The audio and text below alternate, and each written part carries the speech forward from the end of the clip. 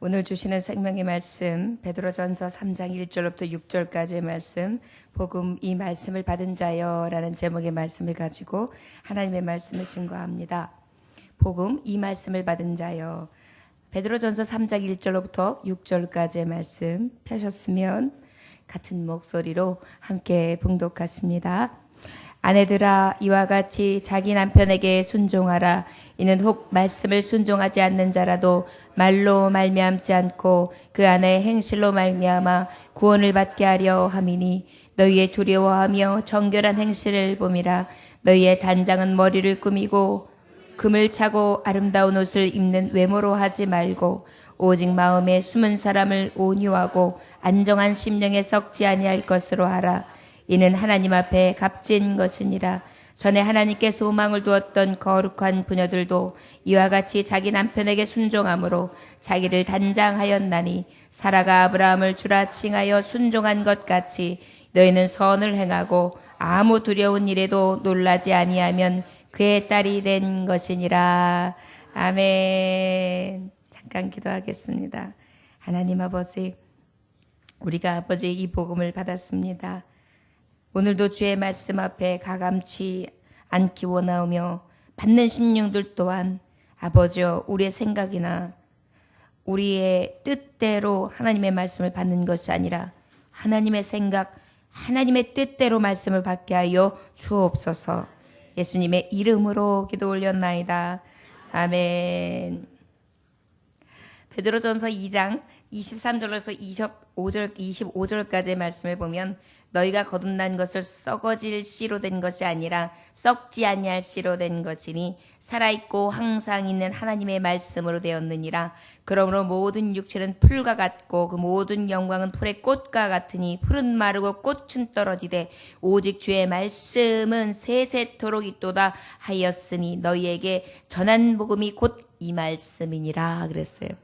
우리가 이 복음, 이 말씀을 받은 자고 했는데, 지금 주신 이 말씀을 통하여 우리가 본다면 이 복음, 이 말씀은 어떤 복음이냐? 썩지 아니할 씨, 바로 살아서 항상 있는 하나님의 말씀, 말씀이 세세토록 있는, 그리하여 전해진 복음, 가장 복된 소식, 곧 이 말씀을 받은 자들이라는 뜻입니다.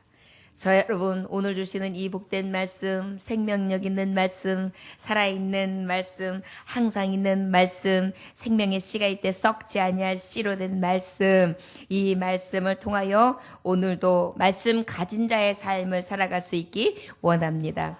왜 이 복음이 우리에게 가진 자가 되어야 되느냐? 로마서 1장 17절에 보니까, 복음에는 하나님의 의가 나타나나니 믿음으로 믿음에 이르게 하나니 기록된 바 오직 의는 믿음으로 말미암아 살리라 함과 같으니라. 할렐루야. 복음은 곧 어떤 것이냐? 하나님의 의가 나타난다. 그 하나님의 의가 나타나는 것은 어떻게 하느냐? 바로 믿음으로 말미암아 살게 하시는 하나님의 은혜를 주시는 것이 바로 복된 것이라는 것입니다. 우리가 이 복된 소식이 왜 우리에게 있어서 꼭 세세 영원토록 있어야 될 말씀, 살아있고 썩지 않을 말씀이 되느냐? 우리가 곧 이 복된 말씀을 씨로받은 자로서 믿음으로 말미암아 어떻게 해요? 살리라. 생명의 삶을 살 수 있기 때문입니다. 그래서 우리에게 이 복음을 받은 자의 삶은 꼭 필요한데, 자, 그렇다면 사도 베드로는 이 말씀, 이 베드로전서를 통하여 어떤 말씀을 주신 것이냐? 흩어져 사는 성도들에게 진정으로 삶이 녹록지 않단 말이에요. 환난을 당한단 말이에요. 곤비가 있단 말이에요. 고난이 닥친단 말이에요. 지치고 힘들단 말이에요. 그럴 때 어떻게 해요? 지혜롭게 극복할 수 있도록 격려해야 했습니다. 그렇다면 이 환난의 때 무엇 해야 되느냐? 인내해야 된다. 인내를 해서 구원에 이르게 해야 되는데, 그 구원이 어디에 둘 때 가능하냐? 소망으로 둘 때 가능하다라는 것입니다. 이 소망이 어디에 있어야 되느냐? 이 복음, 말씀 앞에 소망으로 둘 때만이 하나님의 역사가 나타난다는 것이죠. 그렇다면 이 소망을 두는 삶은 어떻게 살아야 된다고 말씀하고 있느냐 하면, 저를 따라 하시면 믿음의 시련을 이기라. 산소망을 가진 자로 살아라. 주 안에서 기쁨이 충만하라. 할렐루야. 시련을 당한다 할지라도 시련을 이기라는 것입니다. 이김이 어떤 이김이냐? 산소망을 가지고 이기라는 것입니다.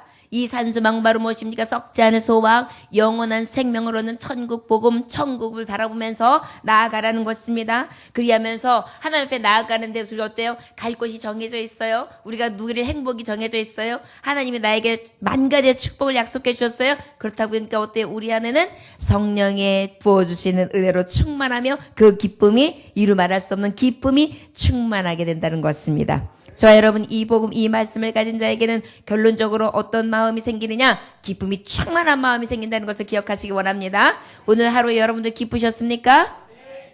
혹시 기쁨이 없으셨다면, 내가 오늘도 하나님의 소망의 나라를 소망하지 못했고 이 말씀이 녹아내려서 내 안에 씨를 맺지 못했기 때문이구나. 아버지 앞에 회개하시기를 원합니다. 주님은 우리에게 무엇하길 원하냐면 항상 기뻐하라.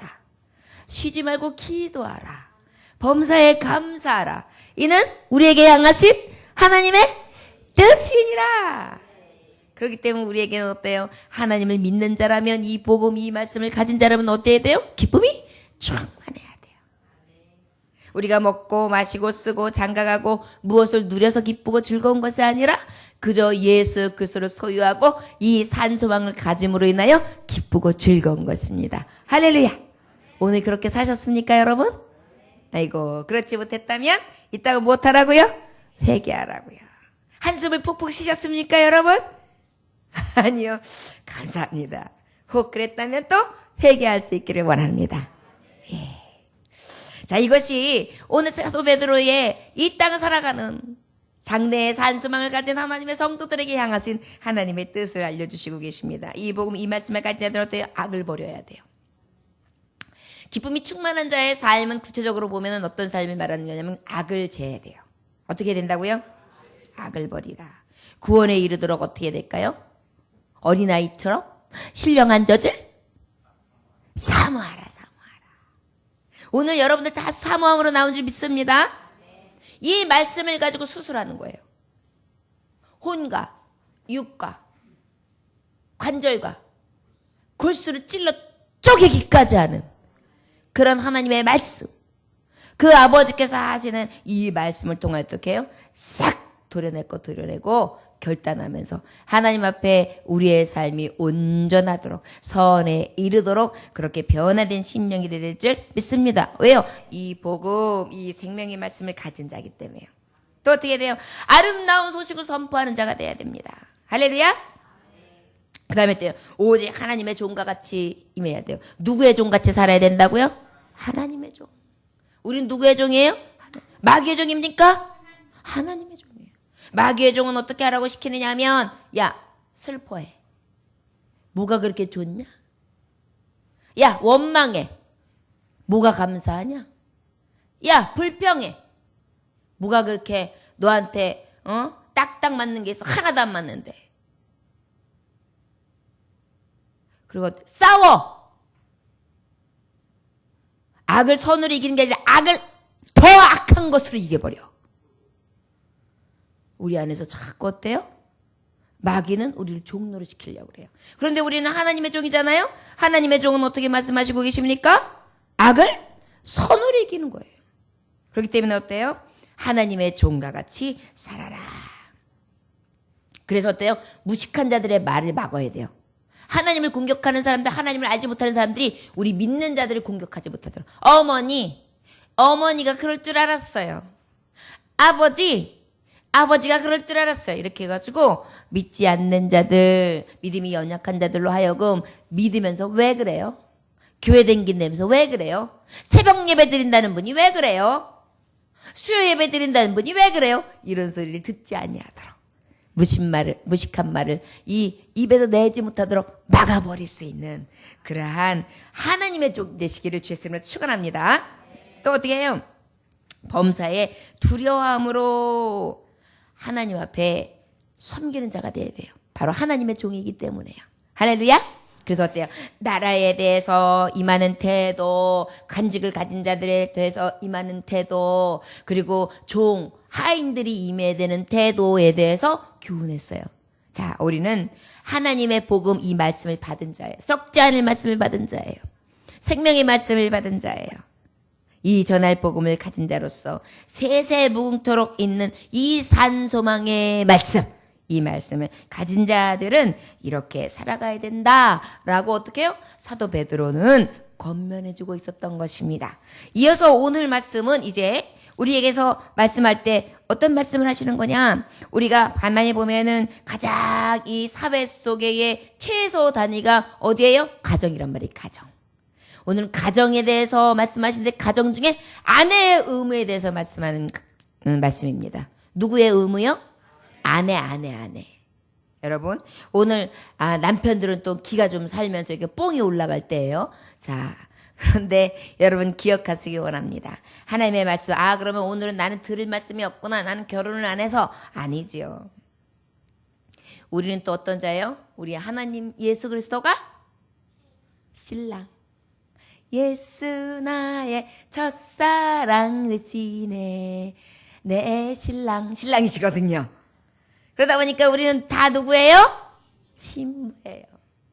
그러면은 예수 그리스도의 신부된 자는 또 실제 하나님의 육적으로 부부가 되게 한 남편에게 아내의 신부된 자는 어떻게 살아야 될지에 대해서 하나님은 말씀해주고 계십니다. 우리 1절의 말씀 함께 봉독해 볼까요? 시작. 아내들아 이와 같이 자기 남편에게 순종하라. 이는 혹 말씀을 순종하지 않는 자라도 말로 말미암지 않고 그 아내의 행실로 말미암아 구원을 받게 하려 함이니. 할렐루야. 저를 따라 하시기 원합니다. 남편에게 순종하라. 남편에게 순종하라. 할렐루야. 창세기 3장 16절에 보니까 또 여자에게 이르시되 내가 내게 임신하는 고통을 크게 더하리니 내가 수고하고 자식을 낳을 것이며 너는 남편을 원하고. 너는 누구를 원한다고요? 그 다음에 남편은 너를 다스릴 것이니라. 할렐루야. 남편은 너를 어떻게 한다고요? 다스릴 것이니라. 아내는 누구를 원해요? 남편을. 그래서 결혼하기 전까지는 여자들이 도도해요. 근데 결혼하고 나면 안 도도해요. 왜 그래요? 성경 말씀에 아내는 남편을 원하고 남편은 어떻게 해요? 다스려요. 여러분 그러다 보니까 남편이 나한테 막 이렇게 원하지 않는다고 이상하다고 할 게 없어요. 여기 말씀해 보니까 원하는 건 나예요. 그리고 남편은 나를 어떻게 한다고요? 다스려요. 그러니까 물 떠와, 밥 차려와, 옷 줘. 이거 당연한 거예요, 여러분. 맞아요, 틀려요? 저는 성경을 지금 말씀하고 있는 거예요. 손 없냐? 팔 없냐? 양말 똑바로 안 넣지. 네가 세탁기 돌려. 밤 눌러라. 이게 아니에요. 요즘에는 그래서 맞벌이 부부인 경우에 서로 도와주죠. 근데 이제 물론 이제 남편에 대한 말씀해 보면 남편이 아내를 자기 몸같이 사랑하기 때문에 자기 몸이 불편하면 어때요? 안 되잖아요. 그러니까 내 아내의 불편함을 다 몸으로 해주는 게 맞아요. 자, 남편들도 할 일이 있어요. 그런데 성경으로 보자면 이제 아내들을 얘기하는 거예요. 아내들은 어떤 거라고요? 복 다스림을 당하는 거라고요. 할렐루야? 기분 나빠요? 아니죠? 네. 좀 기분 나쁜 분들 계신 것 같아요. 네. 어떤 분은 남편이 들었으면 큰일 날 뻔했죠? 여러분 그런데 생각을 해보십시오. 이 말씀 앞에 아내의 순종이 일방적으로 굴종하라는 게 아니에요. 굴복하고 종복 당하라는 게 아니에요. 예수 안에서 기뻐하고 사랑하면서 정말 참 사랑 가운데 경건한 마음을 가지고 그렇게 존경하는 마음으로 그렇게 순종하라는 거예요. 어쩔 수 없이 그저 저 인간이 왼수 같은 인간이 내 남편이니까 그래 어떻게든지 그냥 살아봐야 되니까 애가 있으니까 아이고 이게 아니에요. 자, 우리 하나님 앞에도 우리는 어떻게 해야 되느냐? 예수님 앞에 우리는 어떻게 해야 된다? 아내로서 순종해야 되는데 그 예수님은 어떻게 해야 돼요? 굴복하고 어쩔 수 없이 복종하는 게 아니에요. 기쁨으로 순종하고 사랑함으로 순종하고 경건함으로 순종하고 존경함으로 순종하는 거예요. 신랑 되신 예수님 앞에 이렇게 순종함이 마땅하다라는 것을 기억하시기 원합니다. 저를 따라하시거나 자발적으로 순종합시다. 자발적으로 순종합시다. 아멘.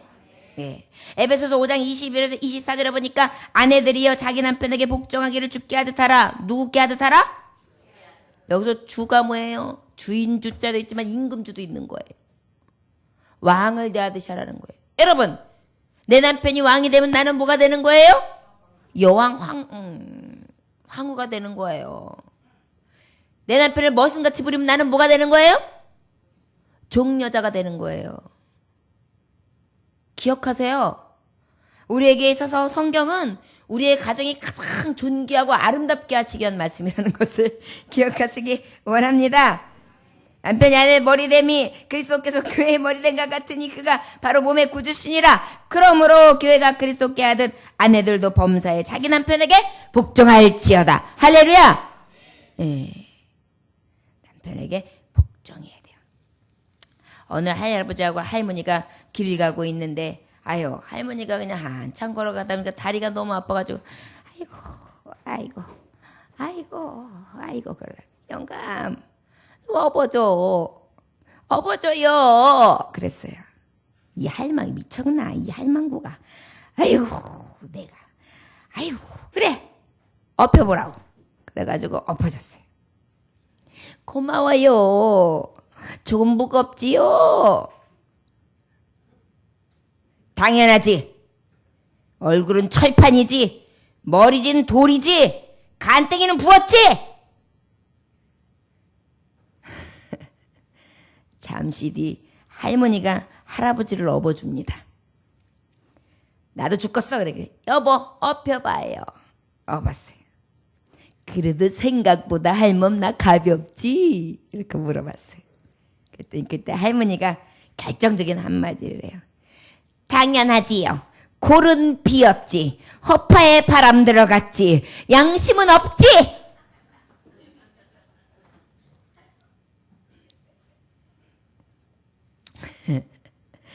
가는 말이 고와야 오는 말도 곱죠. 그쵸? 아내가 열심히 복종하고 순종하는데 남편들이 이렇게 해보세요. 예? 그러면 좋은 말 나가겠습니까? 하지만 그럼에도 불구하고 여러분 그래도 이분들은 감사한 게 뭐예요? 같이 호흡백발이 되도록 서로 업어줄 수 있으니 얼마나 감사한가요? 그렇죠? 우리가 정말 예수 그리스도의 신랑 앞에도 순종하고 그리고 정말 복된 가정의 남편에게도 꼭 복종하고 순종하는 참 아름다움이 있어지기를 원합니다. 그리고 할 수 있는 대로 세워주고 위로해주고 다독여주고 끌어안아주고 긁어주고 매만져줄 수 있는 그런 위로의 가정이 될 수 있기를 주의 이름으로 축원합니다. 왜 이 말씀이 꼭 필요했는가 하면 이 당시에 사도들의 말씀을 받았던 사람들이 대부분 여인들이었어요. 그러다 보니까 여자들이 하나님의 말씀을 받았는데 이제 신앙생활을 하다 보니까 남편하고 이렇게 살면서 맞지 않는 부분들이 많고 그 다음에 또 하나님의 말씀을 보면 사랑으로서 훈계로서 해야 되는데 고대 남자들은 어땠겠어요? 힘도 가하고 폭력도 가하고 옳지 않은 많은 행동들이 있었을 거 아니에요. 그러다 보니까 신앙생활을 함에 있어서 저 남편을 전도하기도 어려울 뿐만 아니라 신앙생활 하기조차가 너무 어려웠어요. 그러다 보니까 그런 모든 사정을 알고 있었던 사도 베드로는 그럼에도 불구하고 너의 남편이 너에게 악을 행할지라도 잘못 행한다 할지라도 그럼에도 불구하고 저를 구원하기 위해서는 어떻게 하라? 순종하라고 말씀해주고 계신 거예요. 그게 바로 오늘 1절에 보면 남편에게 순종하라. 이는 혹 말씀을 순종하지 않는 자라도 말로 말미암지 않고 그 아내의 행실로 말미암아 구원을 받게 하려 함이니라 그런 거예요. 저를 따라하시기 원합니다. 행실을 보이라. 행실을 보이라. 할렐루야. 여러분 이게 100마디의 말보다 한마디의 행동이 하나의 행동이 더 중요하지 않습니까? 근데 특별히 어떻게 해야 되느냐? 진정으로 진정한 마음으로 행실로 그렇게 정말 보이라는 것입니다. 아까도 말했듯이 없는 것까진 좋았단 말이에요. 뭐 업어줬으면 고운 말을 해줘야지. 서로 그렇게 그냥 마음 아픈 말을 하면 되겠습니까? 우리 이왕 할 거 기쁜 마음으로 감사한 마음으로 그렇게 순종할 수 있기를 원합니다. 청년들이요. 아직 이제 결혼을 앞두고 있는 분들은 기억하십시오. 나도 이런 아내를 얻어야겠구나. 저를 따라하시기 원합니다. 나도 순종하는 믿음의 여자를 얻어야지. 주님 주시옵소서. 할렐루야. 여러분 말씀을 듣고 나면 이렇게 기도하라고 주시는 말씀이에요. 아, 이런 아내를 얻어야 되겠구나. 그래서 하나님 앞에 기도하면 하나님께서 주시는 줄 믿습니다. 예, 2절 한번 함께 봉독해 볼까요? 시작. 너희의 두려워하며 정결한 행실을 봄이라. 우리가 믿지 않는 자들을 전도하려면 어떻게 해야 되겠어요? 두려워하면서 정결한 행실을 보여줘야 된다. 이것은 바로 무엇이냐? 행실을 보여줘야 되는데 바로 이 행실이 없다면은 어떻게 해요? 저 헛믿는구만. 교회 가서 뭐하고 왔냐? 교회 가서 목사가 그렇게 하라고 가르치더냐? 저는 그래도 여자 목사니까 뭐 그래도 오해가 별로 없을 거예요. 근데 벌써 남자 목사님이 있는 그래서 어떻게 남편들이 보통? 그래 그 남자 목사님 잘생겼냐? 그 남자한테 잘 보이려고 그러냐? 그렇게 그냥 갈 때는 신경 쓰고 집에서는 그렇게 하고 있어야 되냐? 방구를 뿡뿡 끼면서? 막 이래요. 여러분 그런데 어때야 될까요? 가정에서 오히려 더 두려워하고 깨끗한 모습으로 아름다운 모습으로 그렇게 순결하게 그렇게 정갈하게 함께 해야 될 줄 믿습니다. 그럼 어떤 모습일까요? 창세기 2장 18절에 답이 있어요. 여호와 하나님이 이르시되 사람이 혼자 사는 것이 좋지 아니하니 내가 그리 위하여 돕는 배필을 지으리라 하시리라. 누구를 지은 거라고요? 돕는 배필. 어떤 사람이라고요? 예, 돕는 배필. 아까 말씀에 뭐라고 말씀했어요? 창세기 3장에 보면 아까 여자는 아까 에베소서에 말씀해 보면 여자는 어떻게 된다 그랬어요? 순종해야 된다 그랬어요. 자, 그리고 그 순종하는 데 있어서 또 오늘 말씀해 보니까 어떻게 해요? 여기 보니까 지금은 돕는 배필이다 그렇게 말씀하고 있어요. 자, 여러분 도와주는 게 맞는 거예요. 도와주는 게 맞는 거예요. 할렐루야. 사람 인자가 여러 개 있잖아요. 하나가 이렇게 없으면 어떻게 해요? 뚝 쓰러져요. 근데 이렇게 하고 있으면 어때요? 쓰러지지 않죠. 서로 도와주는 거예요. 우리 신랑 되신 예수님 앞에 우리가 기대고 서 있으면 넘어지지 않아요.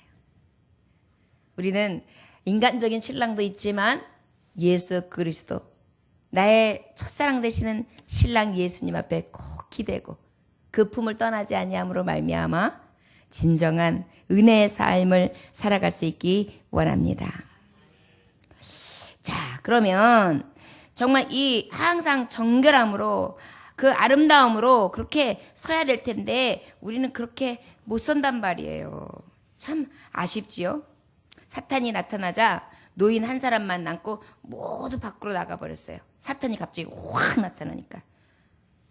그래가지고 사탄이 딱 나타나는데 꼼짝 안 하고 있는 할아버지한테로 딱 와가지고 사탄이 물어봐요. 그대는 내가 무섭지 않은가? 천만에 내 말 한마디면 그대는 죽일 수 있어. 잘 알고 있지. 그대는 어찌 내가 무섭지 않다는 말인가? 나는 그대의 누이하고 결혼해서 50년도 넘게 함께 지내왔다네. 무슨 얘기예요? 무슨 얘기예요? 무슨 말인지 못 알아들으시길. 사탄과 같은 마누라하고 50년 살았다는 얘기예요. 그러니까 사탄도 안 무섭다는 거예요. 여러분 좀 웃자고 하는 얘기 같지만은요. 부부 관계를 굉장히 고상하게 표현하는 게 있어요. 원수. 왼수 같으니라고. 이런 말 많이 해요. 여러분 우리 안에 왜 왼수가 될까요? 악처가 되기 때문이에요. 악처가. 남편들 중에 남편이 제일 무서워하는 게 아내잖아요. 아닌 것 같아도요. 남편이 제일 무서워하는 게 아내예요. 우리 장로님은요. 뭐 사가지고 이제 인터넷 쇼핑을 해가지고 딱 왔는데 띵동 해가지고 이제 제가 딱 나갔어요. 그래서 딱 가까우면서 이렇게 표정이 밝으면 기분이 좋으신데 제가 딱 봐가지고 이걸 뭐에게 사셨어요? 그러면 벌써 깜빡하시는 것 같아요. 표현은 안 하지만 벌써 안 무서워하시는 것 같지만 무서워하세요. 제가 이제 오늘 강대상에서 처음 얘기하는 거예요. 내가 좀 무섭기는 무섭구나라는 거 혼자 느껴요. 왜냐면은 쇼핑이 이렇게 하나하나 띵동 띵동 띵동 하는데 진짜 이상한 게 올 때가 많거든요. 그러면 이제 제가 이게 뭐예요? 그럼 벌써 눈썹이 이렇게 내려가세요. 그리고 이제 제가 좋아하면 눈썹이 싹 올라가고. 그래요. 그런데 제가 왜 이 말씀을 드린지 아십니까? 아내가 남편에게 순종한다는 의미는 이러한 나의 마음에 맞지 않는 부분들까지도 남편에게 두려움이 되는 것이 아니라 오히려 남편에게 어떤 게 돼야 될까요? 평안함과 안식처가 돼야 된다는 것입니다. 왜 그럴까요? 지금 왜 그런지에 대해 말씀하시는 거예요. 우리가 믿는 자이기 때문에 구원을 이루기 위해서예요. 여러분, 남편에게 내가 왜 희생해야 돼? 내가 왜 양보해야 돼? 내가 왜 져야 돼? 라고 생각할 때가 참 많아요. 무엇을 이루기 위해서라고요? 구원. 남편을 변화시키는 것은요, 섬김밖에 없거든요. 그 섬김을 통해서 남편이 변화되면서 어떻게 될까요? 예수를 진정으로 영접해요. 저를 만나고 난 다음에 우리 남편이 그전에는 술, 담배 다 하시던 분. 여자가 있는 바도 가셨던 분이에요. 교회를 다녔다고 하시더라. 그러나 저를 만나고 난 다음에 성가대를 하고 주일학교 교사를 하고 그러다 보니까 찔림이 오고 그러다 보니까 술, 담배 다 끊고 모든 즐겨하는 것들을 다 끊고 세금 포탈까지도 전혀 어떤 것에도 책 잡히지 않기 위해서 100% 다 신고하셔가지고 세금 때문에 맨날 폭탄 맞고 그럼에도 불구하고 어때요? 믿음으로 살아가게 되었습니다. 교회를 섬기고 가정을 섬기고. 여러분, 왜 이 말씀을 드리느냐면 제가 하나님 앞에 신앙생활을 꿋꿋하게 하면서 그리고 이 말씀 앞에 남편에게 순종하지 않았다면 결과는 없었을 것입니다. 저는 부족하고 연약한 것을 제가 알았어요. 제가 너무 무식하고 부족하기 때문에 남편에게 순종해야지 되는 것을 알고 있었어요. 그래서 순종했어요. 근데 제일 문제가 뭐냐면 요즘에는 여성들이 되게 똑똑한 분들이 많아요. 지혜로운 분들이 많아요. 많은 배움이 있고 많은 것을 누리고 가진 분들이 많아요. 그러다 보니까 남편에게 순종하려고 들지를 않아요. 너무나 아주 그냥 똑똑해가지고. 맞아요. 동생만도 못하게 여겨요. 그런데 여러분, 성경은요, 지혜롭고 착하고 예쁘고 똑똑하고 현명한 여인들이요, 남편을 대할 때에 더 낮은 자라는 것을 기억하시기 원합니다. 섬겨야 되고 그의 다스림을 당해야 되는 그러한 위치라는 것을 조금만 한 번만 성경적으로 생각하면 여러분 더욱더 아름답고 존귀한 가정을 가질 수 있다는 것을 기억하시기 원합니다. 잠언서 12장 4절에 보니까 어진 여인은 그 지아비의 면류관이나 욕을 끼치는 여인은 그 지아비의 뼈가 썩은갑게 하느니라. 어리석은 여자는 남편의 뼈를 썩게 만든대요. 저는 믿음으로 이렇게 산다고 하면서도 오늘 이 말씀을 저 쓰면서 그랬어요. 에휴, 남편 등골 빼먹고 사는 여자 같으니라고. 그러면서 저한테 얘기했어요. 결혼해가지고 평생 남편 등골 빼먹고 사는구나 너는. 우리 남편한테 더 잘해야 될 텐데 그러면서 회개를 하면서 말씀을 준비했어요. 여러분, 아무리 내가 보기에 잘한 것 같고 뭔가를 열심히 살아온 것 같지만 완전한 사람이 없잖아요. 나의 잘못이 분명히 보이고 부족한 점이 보여요. 여자들이 조금 착각하는 게 뭐냐면 자꾸 남편 탓이라고 생각하는데 가만히 원점을 돌아가 보면 남편 탓 아니에요. 지혜롭지 못한 나로 인하여 발등을 찍은 거지. 대부분 그래요. 그렇기 때문에 하나님 말씀에 보면 어때요? 지아비의 면류관이 되기를 원한다면 여러분 순종할 수 있기를 원합니다. 그 순종이 굴종이 아니에요. 굴복하고 복종하는 게 아니에요. 진정으로 사랑하며 경외하고 존경하고 위하고 진정으로 그 마음에 경건한 심정, 깨끗한 심정으로 그렇게 남편을 볼 수 있는 그러한 눈이 필요하다는 것을 우리는 기억해야 될 줄 믿습니다. 여러분 혹시 그런 마음이 사라졌다면 요즘 그렇게 사는 여자가 어딨어? 그렇게 살지 않으니까 가정이 찌그락찌그락 하는 거예요. 가만히 생각해 보십시오. 그렇게 살지 않으니까 이혼하는 거예요. 그렇게 살지 않으니까 가정이 시끄럽고 결국은 어떻게 되는 거예요? 쇼 윈도우 부부가 되는 거예요. 사는데 각방. 사는데 각자 플레이. 사는데 공유하는 게 없어. 마음이 같이 하는 게 없어. 같이 하는 게 하나도 없는 거예요. 왜요? 찌그락찌그락 하니까. 복종하라고 했는데 이걸 안 하니까. 근데 이거 하잖아요? 순종하잖아요? 그러면 굉장히 주시는 은혜가 크거든요. 성경을 어떤 분들은 이 말씀을 미국에서 이 말씀을 전했더니 목사님한테 여성들이 다 일어나가지고 반기를 들었답니다. 성경을 전했는데도 왜 순종해야 되냐고. 남녀 평등인데 이런 말씀 전하지 말라고. 여러분 시대가 변한다고 해도요. 이혼율이 왜 그렇게 많이 늘어나냐면 지금 이 말씀을 순복하지 않아서 그래요. 앞으로 아무리 세대가 변해도 뭐 10대, 20대 앞으로 올 세대들이 결혼생활 하면서 참 결혼생활, 의미 있는 결혼생활, 깨지지 않고 아름다운 결혼생활 하기 위해서는 이런 가정을 이뤄야 돼요. 자녀들에게 가르쳐야 합니다. 너는 복종하지 마. 너는 순종하지 마. 너는 바보처럼 살지 마. 너는 남편을 꽉 휘어잡아. 이렇게 얘기하는 거 절대적으로 편안한 게 아니에요. 요즘에는 반대로 가르치죠? 남자들한테 아들아 너는 그냥 아내한테 쳐줘. 그냥 지는 게 사는 거다. 이렇게 가르친다죠? 여러분 근데 그것은요 가정 망하는 길이에요. 남편이 위치가 거꾸로 된 집은 자녀들이 다 망가집니다. 여러분 이걸 기억하셔야 돼요. 남편의 권위가 살려야 자녀들이 잘 돼요.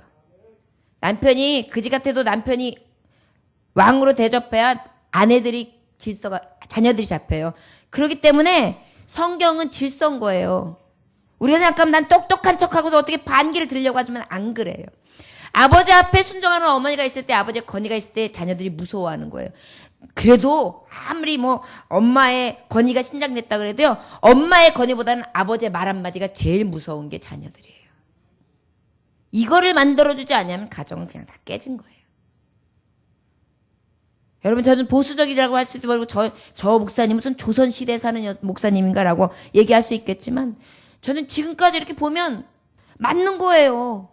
맞는 걸 틀리다고 할 수 없잖아요. 아무리 세대가 변하고 권익이 신장되고 여성 남성이 평등한 세대라고 해도 평등 그래요. 이후에 보면 남편들은 아내를 어떻게 된다고요? 내 몸처럼 사랑해야 된다니까. 내 몸은 요만큼의 가시만 박혀도 아프잖아요. 그 정도로 아파하면서 사랑해주는 게 내 아내예요. 이 말씀은 또 듣기 좋아하면서 남편에게 순종하라는 건 왜 그렇게 듣기가 싫을까요? 이거부터가 회개할 부분이에요. 요즘 여성들 굉장히 문제예요. 남편이 열심히 일하고 오면 내가 애를 못 봤으니까 애 때문에 힘들었으니까 지금부터는 애 네가 봐. 데리고 자. 막 다 요구해요. 어느 만큼까지는 돼요. 하지만 그 이후 시간에 쉴 수 있도록 편안하게 해줘야죠.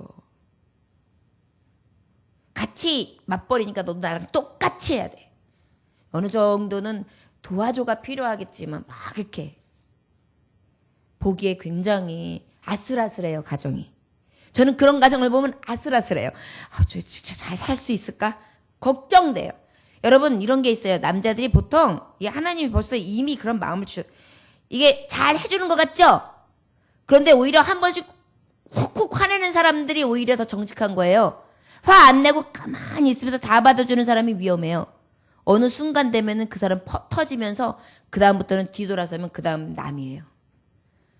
그게 남자들이에요. 여러분 잘 하셔야 돼요. 그렇기 때문에 하나님의 말씀 가운데 제가 지금 굉장히 여러 서론들을 많이 하는 것 같은데 실제 그래요. 아마 어른들은 굉장히 급 공감하실 거예요.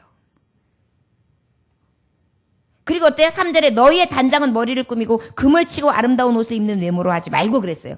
외적으로 사치하지 말라. 저를 따라하시기 원하면 외적으로만 사치하지 말라. 요즘에 여자들이 문제예요. 화장품, 향수, 여기 뭐지 꾸미는 거, 장식하는 거, 외적으로 하는 거, 여기에 굉장히 치중을 하는 거예요. 요즘에 이혼하는 율에 굉장히 많이 차지하는 게 뭐냐면 카드빚이에요.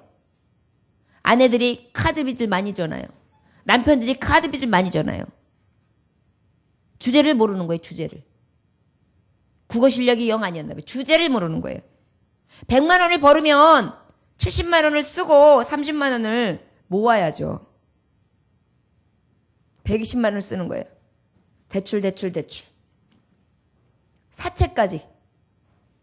여러분, 하나님의 사람들은 이러한 단장, 머리를 꾸밈, 금을 차고 아름다움을 입는 이 외모, 이런 것들 금해야 되는 것을 기억하시기 원합니다. 단정한 게 필요해. 단정한 거. 어느 정도, 깨끗한 정도. 내 수준에, 내 가정 수준에 맞춰서.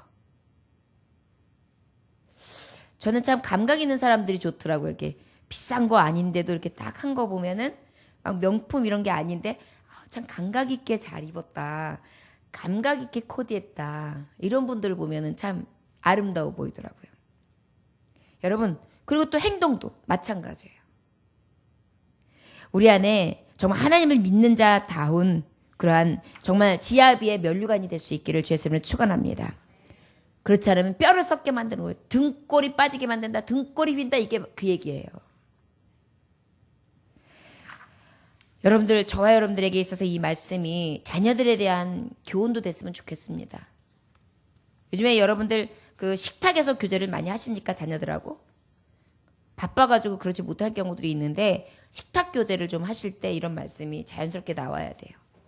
분수를 있게 사는 거. 그 다음에 하나님의 사람들이 어떤 삶을 살아야 되는 거. 이런 부분에 대해서 좀 더 구체적으로 나누고 하나님의 말씀을 함께 할 수 있기를 원합니다. 자, 4절, 5절, 6절 함께 봉독해 볼까요? 시작. 오직 마음의 숨은 사랑을 온유하고 안정한 심령에 썩지 아니할 것으로 알아. 이는 하나님 앞에 값진 것이니라. 전에 하나님께 소망을 두었던 거룩한 부녀들도 이와 같이 자기 남편에게 순종함으로 자기를 단정하였나니 사라가 아브라함을 주라 칭하여 순종한 것 같이 너희는 선을 행하고 아무 두려운 일에도 놀라지 아니하면 그의 딸이 된 것이니라. 할렐루야. 저를 따라하시면 마음을 치장하라. 마음을 치장합시다. 마음을 치장합시다. 할렐루야. 로마서 7장 22절을 보니까 내 속사람으로는 하나님의 법을 즐거워하되 그랬어요. 내 속사람이 하나님의 법을 즐거워하는 거예요. 에베소서 3장 16절을 보니까 그의 영광이 풍성함을 따라 그의 성령으로 말미암아 너희 속사람을 능력으로 강건하게 하시오며 그랬어요. 이 속사람이 능력이 생기는 거예요. 외적으로 뭔가를 치장을 해가지고 나를 강하게 어필하는 게 아니라 내 안에 있는 게 강한 거예요. 말 한마디를 딱 했는데 굉장히 지적인 거예요. 어떤 행동을 하나를 딱 했는데 굉장히 아름다운 거예요. 우리 조카딸이 하나가 있는데 중국 남자를 홀렸어요. 비결이 뭐였느냐면 전철에서 어떤 할머니께서 계시는데 이제 무거운 짐을 들고 그렇게 계시더래요. 그래가지고 그걸 이렇게 들어서 그 할머니를 도와드렸답니다. 근데 그것을 중국 남자가 보고 그 조카딸을 보면서 뿅 간 거예요. 야, 저렇게 착한 아가씨가 있구나. 그런데 외모도 이뻐요, 이쁘기는. 그래가지고 어때요? 그 아가씨한테 쏙 빠졌는데 하여튼간 죽자자자 따라다니더라고요. 이루어지지는 못했으나 외국의 남자들에게 보는 눈에도 그렇게 선한 행동, 그렇게 마음에서 우러나오는 그런 따뜻한 행동이 뭐예요? 겉모습이나 치장한 것보다 훨씬 더 멋졌다는 것이죠. 중국에서 알아주는 부잣집 아들이었습니다. 동서 고금을 만론하고 세계의 그 지경을 넘어서 우리에게 있어서 가장 아름다운 모습은 바로 마음을 치장하는 것이라는 것을 기억하시기 원합니다. 마음에 숨은 사람을 온유하고 안정관 심령에 썩지 않을 것으로 하라. 온유한 건 무엇이냐면은 뭐예요? 간교함이 없어요. 친절해요. 부드러워요. 겸손해요. 안정한 심령은 어떤 마음이냐면 어떤 환경이 막 들떠가지고 확 왔다리 갔다리 하는 심령이나 조급한 마음이나 고요가 없거나 이런 게 아니라 고요하고 단아한 거예요. 아주 귀티가 줄줄 흐르는 거예요.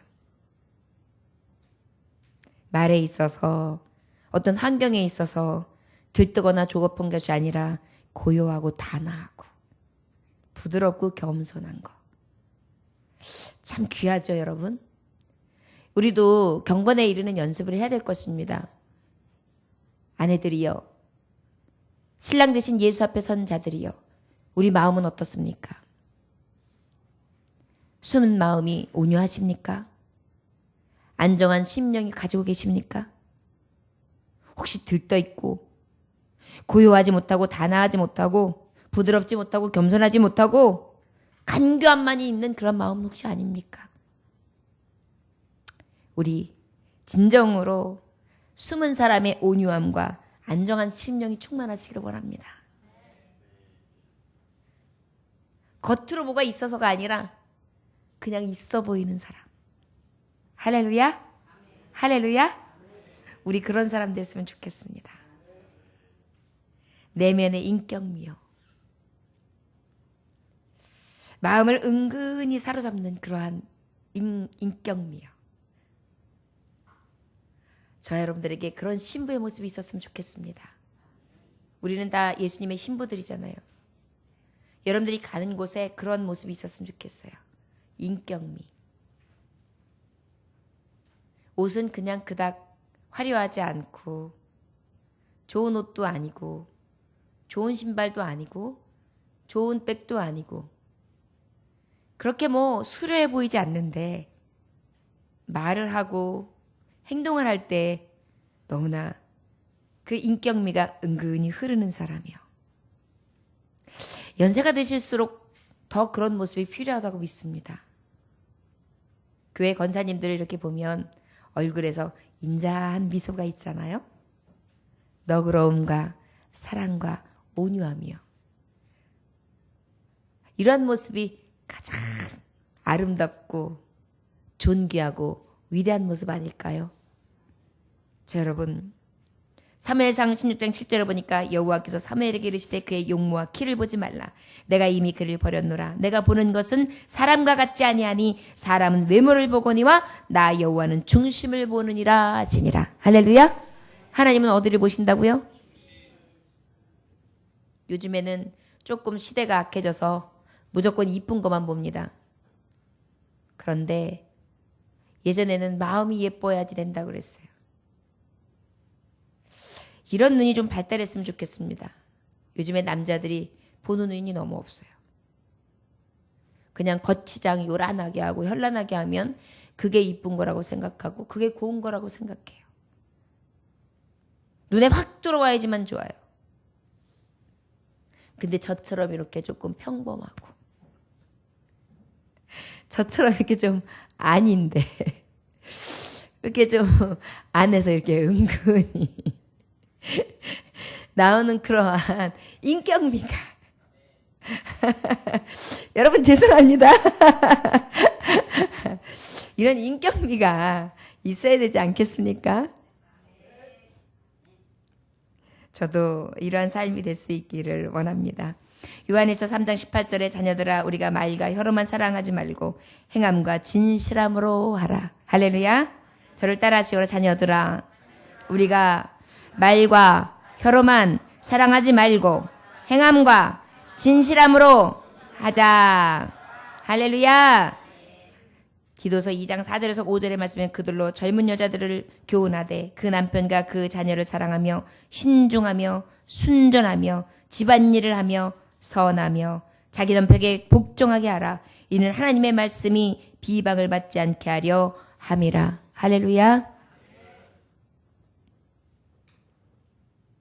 우리의 모습을 보지 않는 것 같지만 자녀들이 다 보고 있고 그 삶을 따라 살고 있다는 것을 생각하면서 두렵고 떨림으로 교훈이 되는 삶을 살아갈 수 있기를 원합니다. 특별히 오늘 5절에서 6절은 누구를 말씀하고 있느냐 하면 사라예요.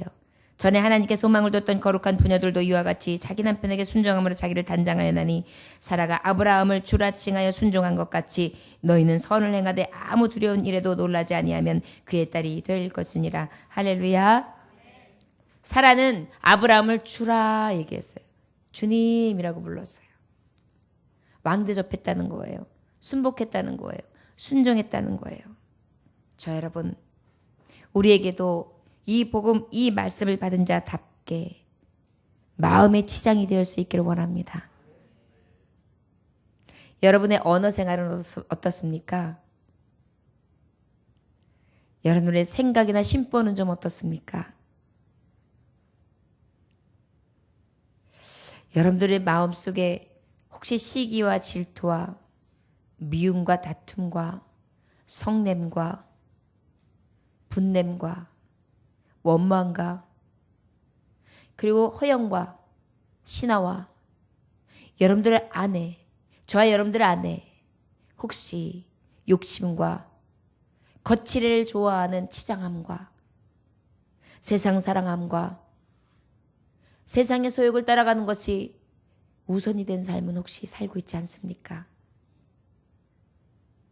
주여, 내게 오직 하나님의 신부답게 순종하는 삶, 행함을 통하여 구원을 이루는 삶, 외적으로만 치중하는 것이 아니라 진정으로 마음에 치장을 한 사람이 되게 하옵소서. 이러한 고백이 저와 여러분들에게 있어지길 원합니다. 할렐루야.